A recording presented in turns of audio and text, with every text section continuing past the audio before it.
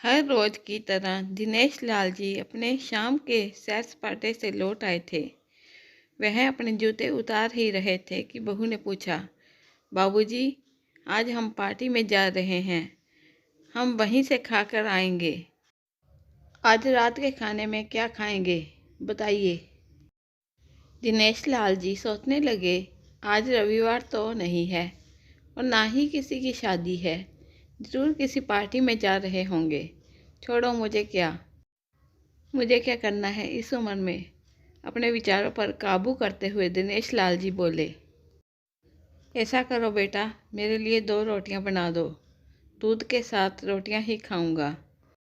बहू तुरंत ही बोल उठी, बाबूजी, सुबह ही जो बनाई थी उनमें से 2 रोटियां अभी भी बची हुई हैं। अगर आप, बहू ने अपना वाक्य अधूरा ही रहने दिया। लेकिन दिनेश लाल जी अच्छी तरह समझ गए कि वह क्या कहना चाहती है। सुबह की रोटियां खाई तो गैस हो जाएगा। सुबह भी बहू ने मसाले वाली सब्जी ही बनाई थी, जिसके चलते अभी तक खट्टी डकारे आ रहे हैं। और इस उम्र में पेट को संभालना मतलब किसी बिगड़े हुए बच्चे को संभालने से भी ज़्यादा कठिन काम। बाबूजी बहू से बोले, नहीं बेटा, इस उम्र में सुबह की रोटियां नहीं खा सकता। तुम्हें थोड़ी तकलीफ़ होगी, लेकिन मेरे लिए 2 ताज़ी रोटी ही बना दो। बहू को बहुत गुस्सा आया। वो गुस्से में ही बड़बड़ाते हुए उठी, अब 2 रोटियां बनाओ या 10, काम तो उतना ही बढ़ेगा। आटा गूंदो, रोटियां बनाओ, किचन और बर्तन साफ करो। इन्हें सिर्फ ऑर्डर देना आता है। काम तो मुझे करना पड़ता है ना। बस दिन रात इनकी सेवा ही करते रहो। बहू के बोल दिनेश लाल के कानों में पड़ रहे थे। हे भगवान, सिर्फ 2 रोटियां बनाने में इतनी तकलीफ़। मैंने कोई 5 पकवान तो मांगे नहीं थे।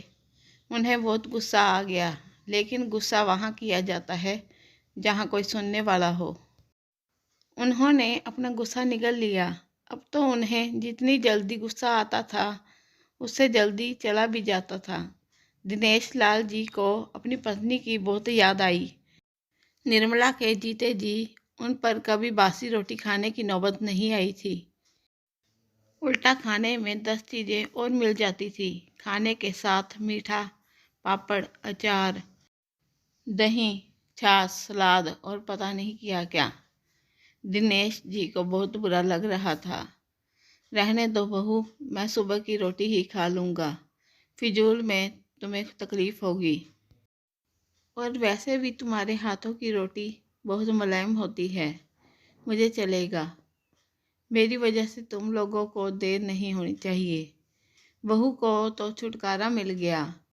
वह अपनी आवाज़ मीठी करते हुए बोली, बाबूजी, आप चाय लेंगे क्या? दिनेश लाल जी अपने चाय पीने की इच्छा को दबाते हुए बोले, वैसे कोई खास इच्छा नहीं है चाय पीने की, मगर तुम अपने लिए बना रही हो तो मेरे लिए भी थोड़ी बना देना। हाँ बाबूजी, मैं अपने लिए बनाने वाली हूँ। आपके लिए भी बना देती हूँ, बोलकर बहू रसोई घर के अंदर चली गई। दिनेश लाल जी खुद से ही बातें करने लगे, अभी तो लाखों की जायदाद है मेरे पास। यह घर भी मेरे नाम पर है और खाते में भी लाखों रुपए पड़े हैं। कभी बेटा विषय निकालता है तो मैं बोलकर टाल देता हूँ कि मेरे बाद तेरा ही तो है सब कुछ। और फिर भी 1 कप चाय और 2 ताज़ी रोटियों के लिए तरसना पड़ता हो तो उन बुढ़ों का क्या होता होगा, जिनके पास संपत्ति के नाम पर सिवा पुरानी यादों के कुछ भी नहीं होता। निर्मला को याद करके दिनेश लाल की आंखों से आंसू चमकने लगे और धीरे से गालों पर सरके। निर्मला के होते हुए उन्होंने घर का कोई काम नहीं किया था। आर्थिक जिम्मेवारियों के अलावा उनकी और कोई जिम्मेवारी नहीं थी। उनके व्यापार में भी उन्हें अच्छा साथ दिया था। वह यह सच्चे दिल से मानते थे कि निर्मला उनकी किसी पूर्व जन्मों के पुण्य का फल है। लेकिन जिंदगी की भागदौड़ में वह निर्मला की मन की इच्छाएं पूरी कर न सके। उन्हें वैष्णो देवी जाना था, लेकिन हर बार यह यात्रा अगले साल के लिए पोस्टपोन हो जाती थी।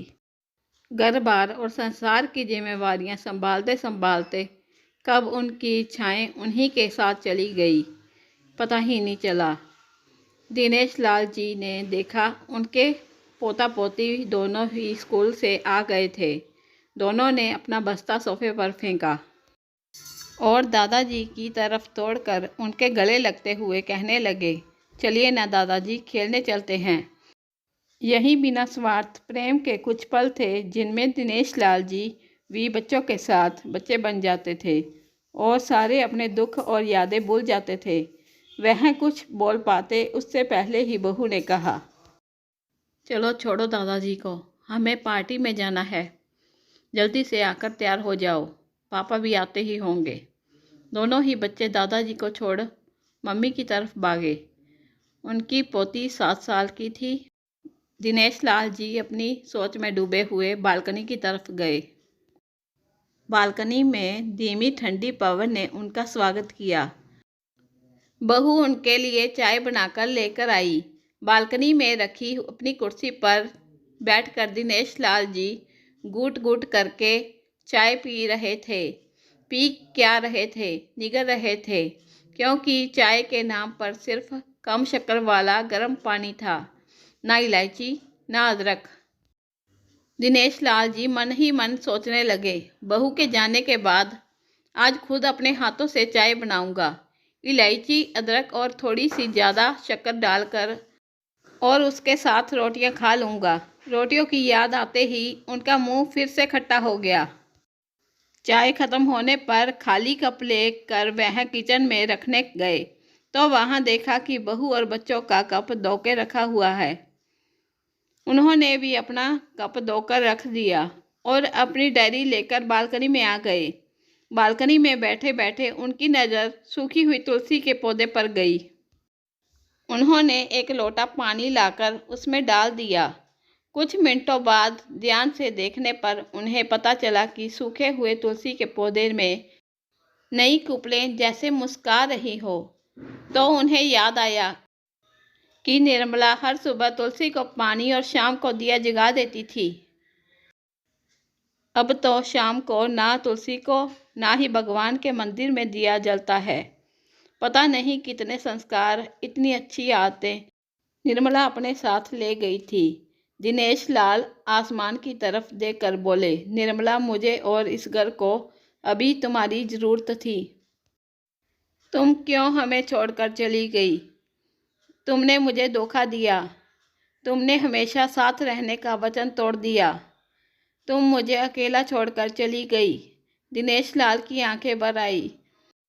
पापा, इतनी ठंडी हवाएं बह रही हैं और आप हैं कि बालकनी में बैठे हैं। अंदर आ जाइए, नहीं तो बीमार हो जाएंगे। बेटे ने दिनेश लाल जी से कहा। बेटा, बहू और पोता पोती सब तैयार होकर पार्टी के लिए निकल रहे थे।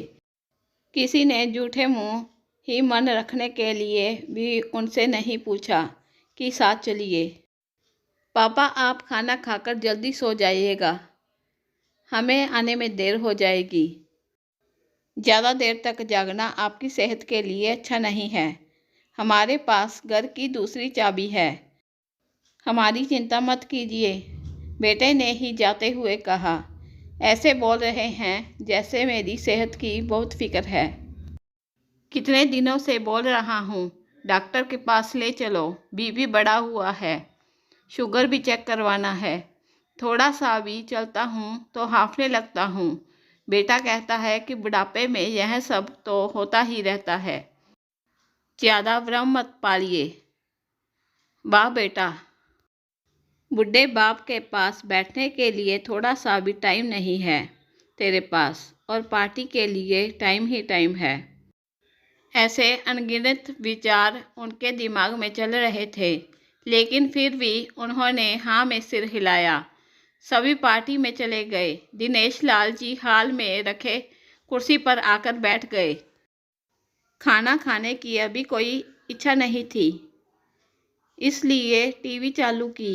आज वैलेंटाइन डे था, प्यार का दिन, इसलिए टीवी पर भी उसी के बारे में दिखा रहे थे। दिनेश लाल जी की नज़र पास में रखे अपनी पत्नी की फ्रेम पर गई, जिसने लाल कलर की साड़ी पहन रखी थी। प्यार तो उन्होंने भी खूब किया था निर्मला जी से, पूरी जिंदगी किया था, जी जान से किया था, लेकिन कभी बोल नहीं पाए। टीवी पर दिखा रहे थे, लोगों ने लाल कपड़े पहन रखे थे, हाथों में लाल फूलों के गुच्छे लेकर वह ग्रीटिंग कार्ड खरीद रहे थे। पता नहीं दिनेश लाल जी के मन में क्या आया, उन्होंने अपने पैसों का बटवा लिया और निकल पड़े। निर्मला जी की याद में चलते चलते वो एक आइसक्रीम पार्लर के पास पहुँचे। उनको सांस चढ़ गया था, उनके सांसों की गति तेज हो गई थी। आइसक्रीम पार्लर के पास एक कुर्सी पर वह आकर बैठे। तभी वहाँ एक छोटी बच्ची आई जो गुब्बारे बेच रही थी। बच्ची बोली, दादाजी गुब्बारे लोगे क्या? इतने ही बचे हैं, बिक जाएंगे तो जल्दी कर चली जाऊंगी। दिनेश लाल जी ने देखा 10-12 रंग बिरंगे गुब्बारे थे। उन्हें याद आया कि निर्मला जी को भी गुब्बारे बहुत पसंद थे, लेकिन अब गुब्बारे लेकर क्या करूं? उन्हें बच्ची की आंखों में सच्चाई और आशा दिखी। उन्होंने 200 रुपये दिए और सारे गुब्बारे खरीद लिए। उन्हें फिर से निर्मला जी की याद आई, क्योंकि वह भी घर से निकलते समय हमेशा थोड़े एक्स्ट्रा पैसे लेकर निकलती थी और किसी न किसी ज़रूरतमंद की मदद किया करती थी। कभी वो टोकते तो वह कहती, हमें भगवान ने लेने वालों के नहीं, देने वालों की लाइन में खड़ा किया है, और थोड़े से पैसों के बदले हमें लाखों की दुआएं मिलती हैं, तो मुझे टोका मत कीजिए। आंखों में आंसुओं के साथ दिनेश लाल जी खड़े हुए और रास्ते के बीचों बीच आए। उन्होंने आसमान की तरफ देखा, अपने हाथों में पकड़े गुब्बारे आसमान में छोड़ दिए और चिल्लाकर बोले, निर्मला, मैं तुमसे प्यार करता हूँ। उनकी सांसों की गति बढ़ गई, उनका शरीर लड़खड़ाया और ज़मीन पर दर्द से गिर पड़े। आसपास के लोगों को कुछ भी पता चल पाए उससे पहले ही दिनेश लाल जी ने इस मोह माया की दुनिया को अलविदा कह दिया। उन्हें अपनी पत्नी से मिलने की बहुत जल्दी थी।